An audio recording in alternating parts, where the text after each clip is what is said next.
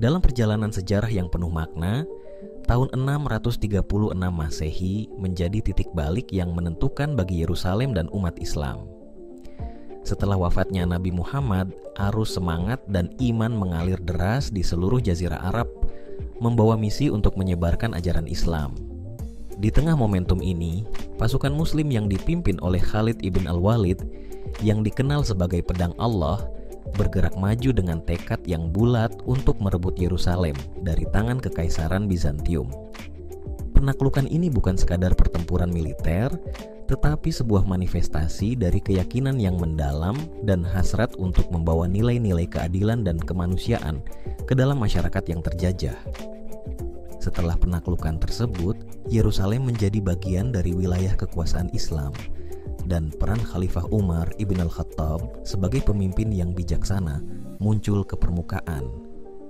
Dalam kunjungannya ke kota suci ini, Umar tidak hanya memperlihatkan keberanian seorang jenderal, tetapi juga seorang negarawan yang memahami pentingnya menjaga kerukunan antar umat beragama. Dalam upayanya untuk membangun kepercayaan di antara komunitas Kristen dan Yahudi yang telah lama mendiami kota tersebut, Umar menetapkan kebijakan toleransi yang mengagumkan. Ia memberikan jaminan keamanan dan perlindungan, serta mengizinkan mereka untuk menjalankan ibadah sesuai keyakinan mereka. Kebijakan Umar membawa dampak yang luar biasa, menciptakan lingkungan yang damai di Yerusalem, di mana berbagai komunitas dapat hidup berdampingan. Dalam dokumen yang dikenal sebagai Perjanjian Umar, ia menetapkan hak-hak bagi semua penduduk kota, memastikan bahwa tidak ada satupun orang yang akan merasa tertekan atau terancam karena iman yang mereka anut. Ini menjadi contoh luar biasa dari bagaimana prinsip-prinsip Islam mampu mengatur masyarakat yang beragam, menjaga harmonisasi di tengah perbedaan. Setelah masa kepemimpinan yang diwarnai oleh tantangan dan pencapaian, Kekhalifahan Umayyah muncul sebagai penguasa yang memperluas cakrawala Islam hingga ke wilayah yang lebih luas.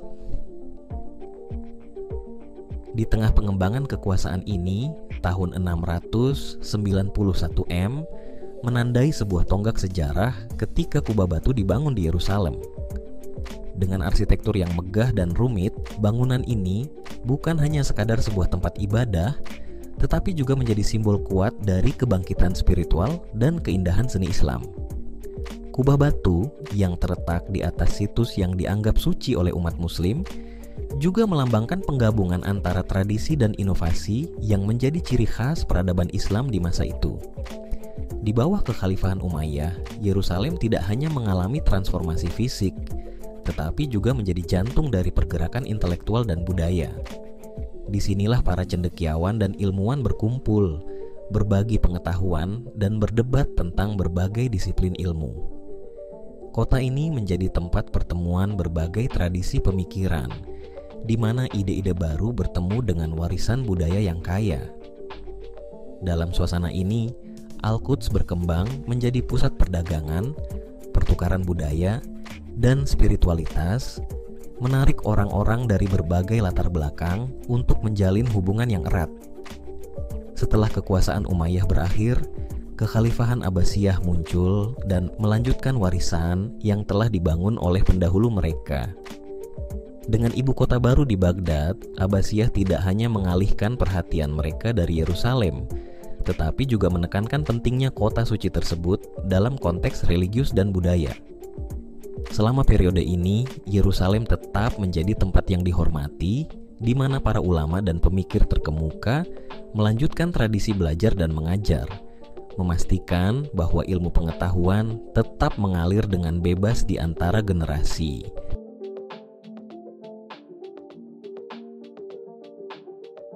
Setelah masa kepemimpinan yang diwarnai oleh tantangan dan pencapaian, Kekhalifahan Umayyah muncul sebagai penguasa yang memperluas cakrawala Islam hingga ke wilayah yang lebih luas.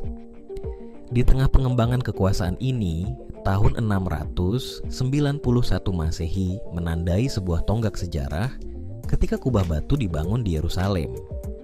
Dengan arsitektur yang megah dan rumit, bangunan ini bukan hanya sekadar sebuah tempat ibadah, tetapi juga menjadi simbol kuat dari kebangkitan spiritual dan keindahan seni Islam. Kubah batu yang terletak di atas situs yang dianggap suci oleh umat muslim juga melambangkan penggabungan antara tradisi dan inovasi yang menjadi ciri khas peradaban Islam di masa itu. Di bawah Kekhalifahan Umayyah, Yerusalem tidak hanya mengalami transformasi fisik, tetapi juga menjadi jantung dari pergerakan intelektual dan budaya. Disinilah para cendekiawan dan ilmuwan berkumpul, berbagi pengetahuan, dan berdebat tentang berbagai disiplin ilmu. Kota ini menjadi tempat pertemuan berbagai tradisi pemikiran, di mana ide-ide baru bertemu dengan warisan budaya yang kaya. Dalam suasana ini, Al-Quds berkembang menjadi pusat perdagangan, pertukaran budaya, dan spiritualitas, menarik orang-orang dari berbagai latar belakang untuk menjalin hubungan yang erat. Setelah kekuasaan Umayyah berakhir, Kekhalifahan Abbasiyah muncul dan melanjutkan warisan yang telah dibangun oleh pendahulu mereka. Dengan ibu kota baru di Baghdad, Abbasiyah tidak hanya mengalihkan perhatian mereka dari Yerusalem, tetapi juga menekankan pentingnya kota suci tersebut dalam konteks religius dan budaya. Selama periode ini, Yerusalem tetap menjadi tempat yang dihormati, di mana para ulama dan pemikir terkemuka melanjutkan tradisi belajar dan mengajar, memastikan bahwa ilmu pengetahuan tetap mengalir dengan bebas di antara generasi. Abbasiyah juga memfokuskan perhatian pada pengembangan lembaga pendidikan yang semakin mengukuhkan Yerusalem sebagai pusat intelektual. Madrasah dan perpustakaan didirikan, di mana para pelajar dari berbagai penjuru datang untuk mempelajari ilmu agama, matematika, astronomi, dan filosofi. Kota ini menjadi simbol dari pencarian ilmu dan pengetahuan yang tak pernah padam, menciptakan warisan budaya yang menginspirasi hingga saat ini. Dalam setiap aktivitas belajar, tampak jelas bahwa penguasa Abbasiyah memahami bahwa ilmu adalah cahaya yang menerangi jalan umat manusia. Di sisi lain, meskipun kemajuan yang pesat ini, Yerusalem juga menghadapi tantangan yang tak terhindarkan. Dengan perubahan politik dan sosial yang terjadi di dalam dan di luar kekhalifahan, ketegangan muncul antara berbagai komunitas. Namun, meskipun dalam keadaan sulit, semangat toleransi yang telah ditanamkan oleh pendahulu tetap menjadi kekuatan pendorong yang menghubungkan berbagai lapisan masyarakat. Hal ini menunjukkan bahwa meskipun kondisi berubah, nilai-nilai keadilan dan penghormatan terhadap perbedaan tetap menjadi bagian integral dari identitas Yerusalem. Akhirnya, era Umayyah dan Abbasiyah menjadi babak penting dalam sejarah Palestina yang tak terpisahkan dari narasi Islam. Di bawah naungan kekhalifahan ini, Yerusalem bersinar sebagai pusat spiritual, arsitektur, dan ilmu pengetahuan, menciptakan warisan yang tidak hanya menjadi kebanggaan umat muslim, tetapi juga menjadi bagian dari peradaban manusia secara keseluruhan. Kisah-kisah yang terukir di setiap sudut kota suci ini mengingatkan kita akan betapa pentingnya menjaga nilai-nilai kebersamaan dan pengertian di tengah keragaman. Dengan memahami perjalanan sejarah ini, kita diingatkan untuk terus menghargai warisan budaya dan intelektual yang telah dibangun oleh para pendahulu kita.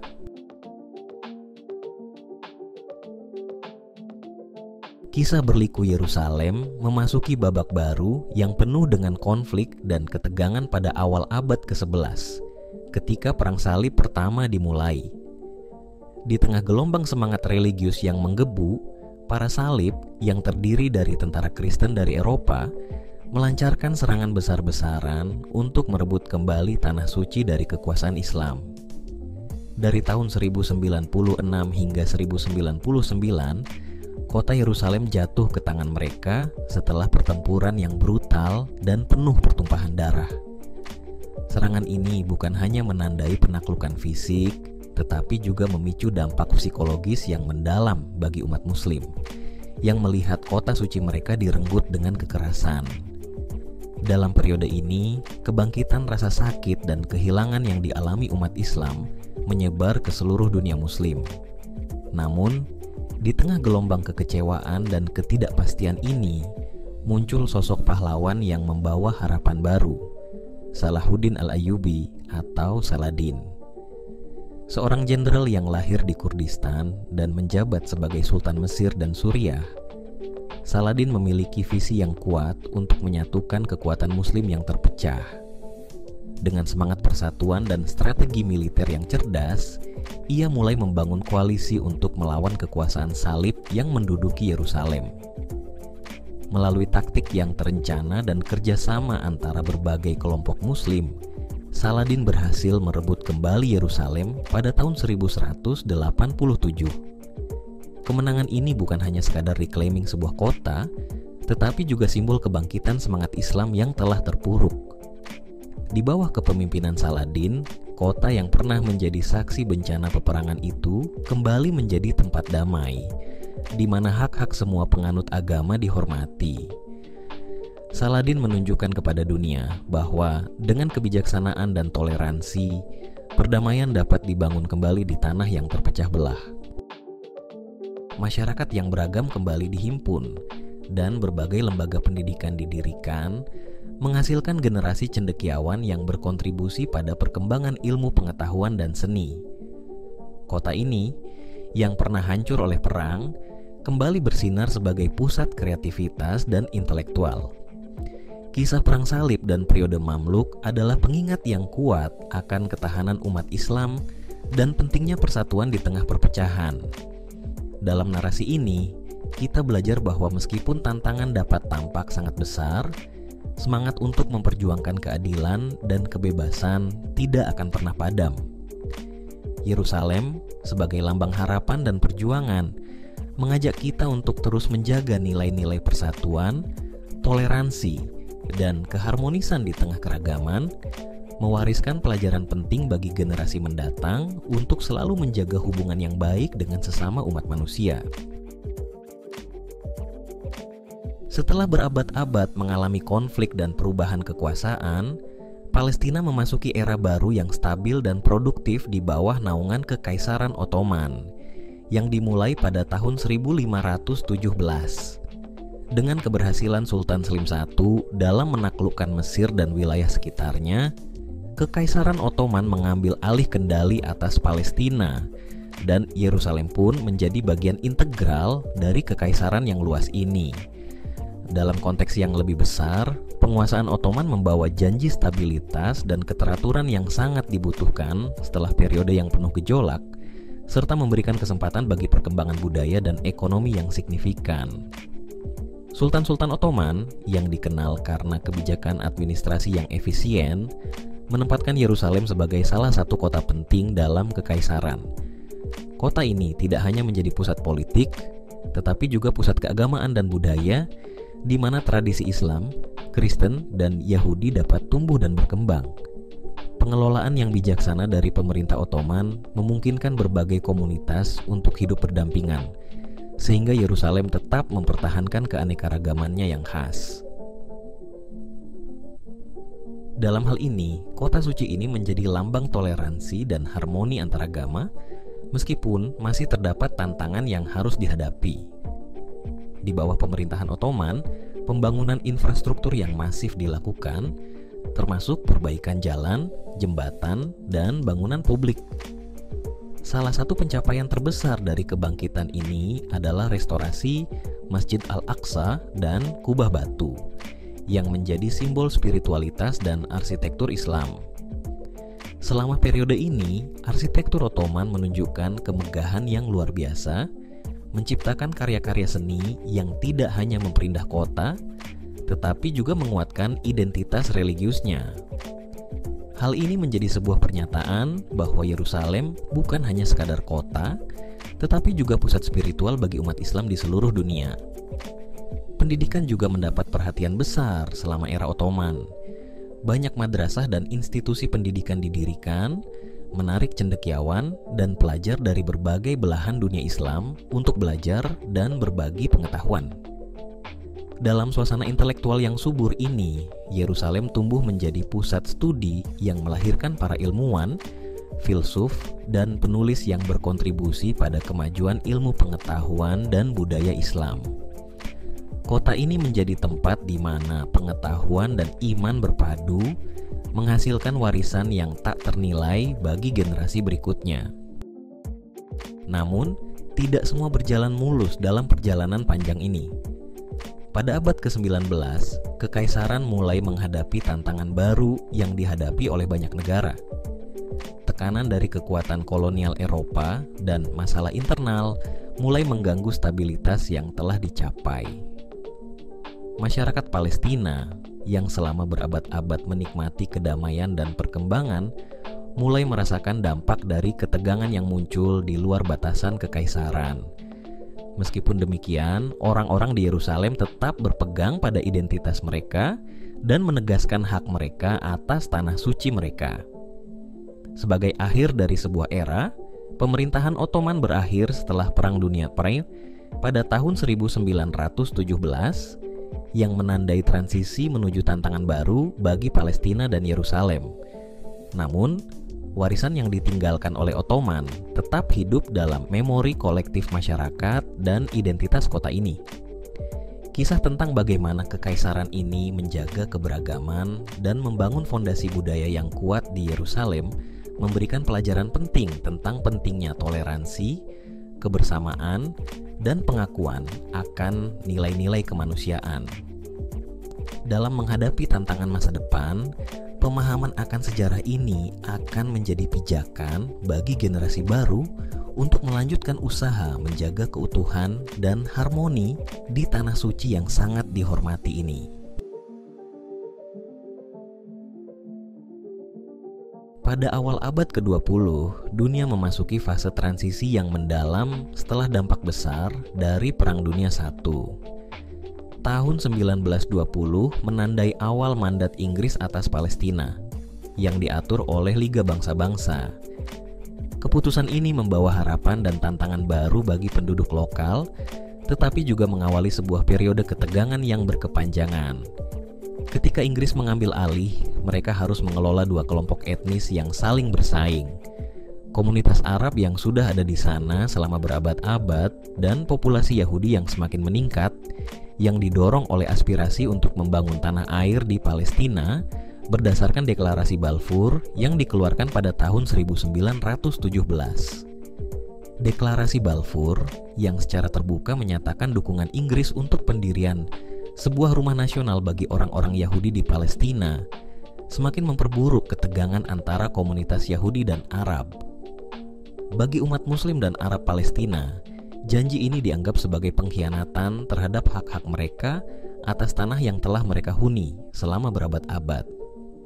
Protes dan kerusuhan mulai terjadi, menciptakan situasi yang tegang dan memunculkan perasaan ketidakadilan.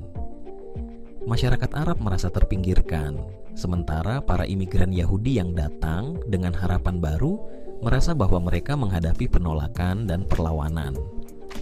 Di tengah ketegangan yang terus meningkat, situasi di Palestina menjadi semakin rumit. Di satu sisi, populasi Yahudi semakin berorganisasi dan berkembang dengan dukungan dari berbagai pihak di Eropa dan Amerika. Di sisi lain, umat Muslim dan Arab Palestina berjuang untuk mempertahankan identitas dan hak-hak mereka, menyadari bahwa masa depan mereka terancam oleh kekuatan luar. Pembentukan organisasi-organisasi yang bertujuan untuk memperjuangkan hak-hak mereka semakin diperlukan, dan gerakan nasionalisme Arab mulai tumbuh subur, menjadi jawaban terhadap tantangan yang ada. Ketika memasuki tahun 1948, situasi mencapai titik kritis. Pada bulan Mei tahun itu, Inggris secara resmi mengakhiri mandatnya, dan pada saat yang sama, deklarasi berdirinya negara Israel diumumkan oleh David Ben-Gurion. Bagi rakyat Palestina, peristiwa ini dianggap sebagai nakba atau bencana yang membawa dampak tragis dan menyakitkan.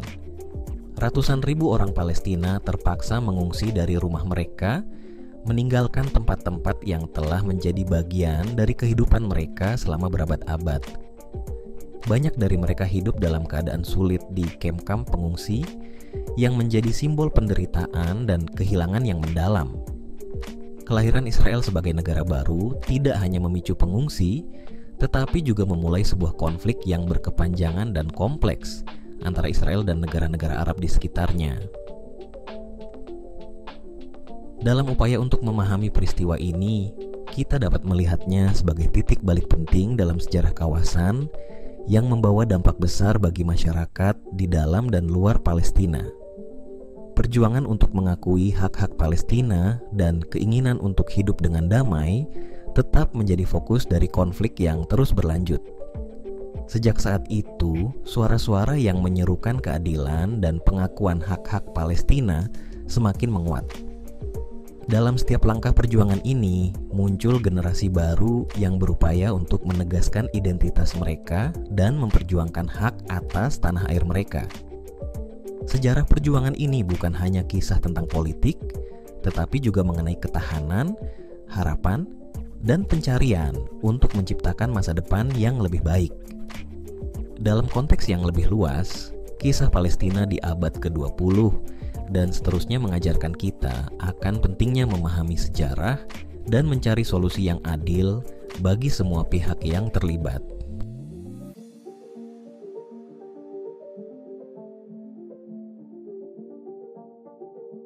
Masalah kontemporer di Palestina mencerminkan sebuah perjuangan yang tidak hanya melibatkan isu politik dan teritorial, tetapi juga menyoroti hak asasi manusia dan keadilan sosial. Sejak pendirian negara Israel pada tahun 1948, rakyat Palestina terus berjuang untuk mendapatkan pengakuan kedaulatan dan hak-hak dasar mereka. Konflik yang berkepanjangan ini bukan hanya terjadi di lapangan, tetapi juga dalam wacana internasional, di mana Palestina berusaha mengukuhkan identitasnya sebagai negara merdeka.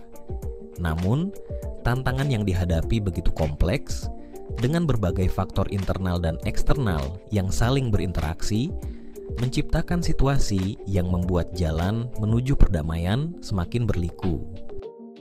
Di tengah ketegangan ini, isu okupasi dan pemukiman menjadi sangat menonjol.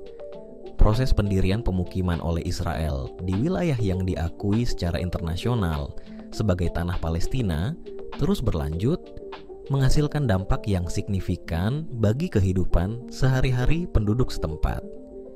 Keberadaan pemukiman ini tidak hanya mengubah demografi daerah, tetapi juga menambah beban sosial dan ekonomi bagi masyarakat Palestina. Dengan meningkatnya pengawasan militer dan batasan terhadap kebebasan bergerak, banyak warga Palestina merasakan dampak langsung dari situasi ini dalam kehidupan mereka, yang mendorong mereka untuk memperjuangkan hak-hak mereka di berbagai forum internasional. Perjuangan untuk hak kembali bagi para pengungsi Palestina juga menjadi salah satu isu sentral yang memicu konflik. Ratusan ribu orang Palestina yang terpaksa meninggalkan rumah mereka selama Nakba masih mendambakan kembali ke tanah air mereka. Kisah-kisah para pengungsi yang terpisah dari keluarga dan tanah kelahiran mereka menciptakan narasi mendalam yang tak akan pernah hilang dari ingatan kolektif umat Palestina. Upaya untuk mendukung hak kembali ini tidak hanya terkait dengan masalah politik, tetapi juga merupakan bentuk pengakuan atas identitas dan sejarah yang telah dibangun selama berabad-abad. Di sisi lain, signifikansi budaya dan religius Palestina, terutama Yerusalem, tak dapat dipisahkan dari perjuangan ini. Bagi umat Muslim, kota ini bukan hanya sekadar tempat, tetapi juga simbol iman yang mendalam. Masjid Al-Aqsa, yang merupakan salah satu situs paling suci dalam Islam, memiliki nilai spiritual yang tinggi. Sejarah panjang yang mengaitkan kota ini dengan kehidupan para nabi serta peranannya dalam tradisi Islam memberikan dimensi tambahan bagi perjuangan rakyat Palestina. Mempertahankan Yerusalem berarti mempertahankan warisan spiritual yang menjadi bagian dari identitas mereka sebagai umat Muslim.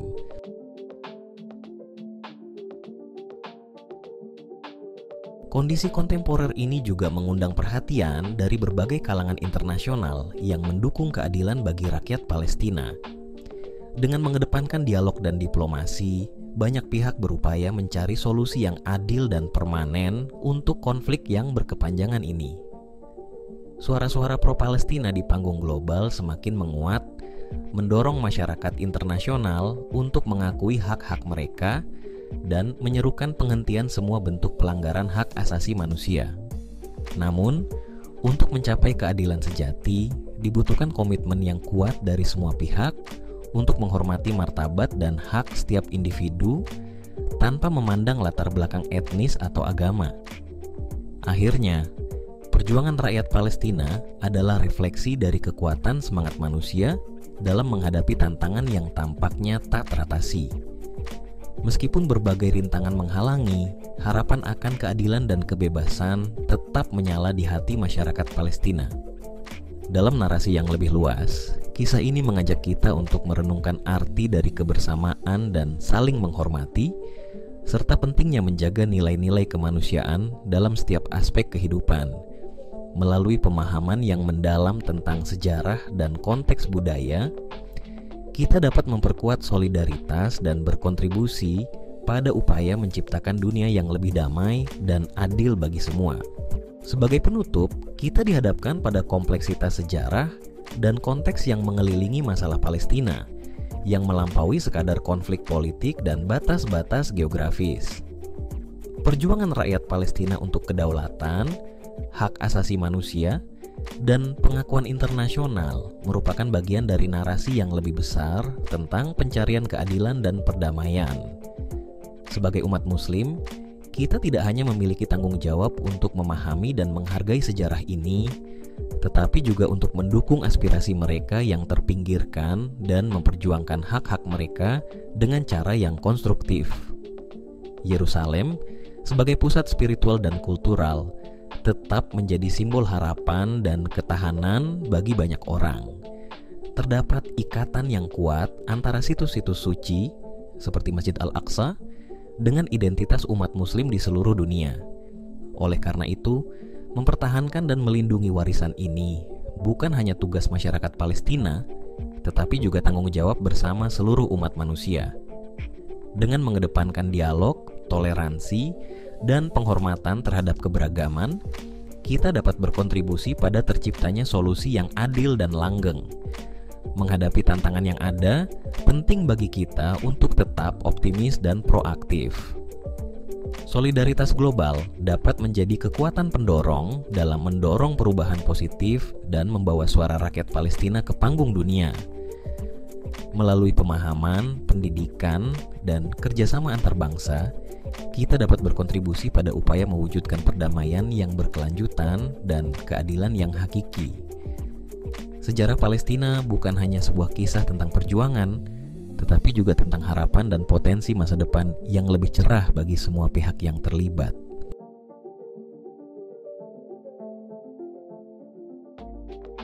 Dengan demikian, perjalanan menuju keadilan bagi Palestina adalah panggilan untuk kita semua, untuk bersatu dalam menciptakan dunia di mana setiap individu dapat hidup dengan martabat dan kehormatan. Semoga dengan kesadaran dan tindakan yang bijaksana, kita dapat merajut kembali benang-benang yang terputus dan membangun jembatan menuju pemahaman dan perdamaian yang hakiki. Dalam upaya ini, marilah kita ingat bahwa setiap langkah kecil menuju keadilan adalah kontribusi yang berarti dalam menciptakan dunia yang lebih baik bagi generasi mendatang. Akhir kata, saya mengajak Anda untuk mendukung saluran Salaf Wisdom. Saluran ini bertujuan untuk menyebarkan pengetahuan dan pemahaman tentang sejarah, budaya, dan nilai-nilai Islam yang relevan dengan kehidupan kita saat ini. Dengan berlangganan dan berpartisipasi, Anda tidak hanya membantu memperluas jangkauan konten yang bermanfaat, tetapi juga berkontribusi dalam membangun komunitas yang saling mendukung dan memahami. Mari bersama-sama menjelajahi hikmah dan kebijaksanaan yang terkandung dalam tradisi kita, serta menerapkannya dalam kehidupan sehari-hari. Terima kasih atas dukungan Anda.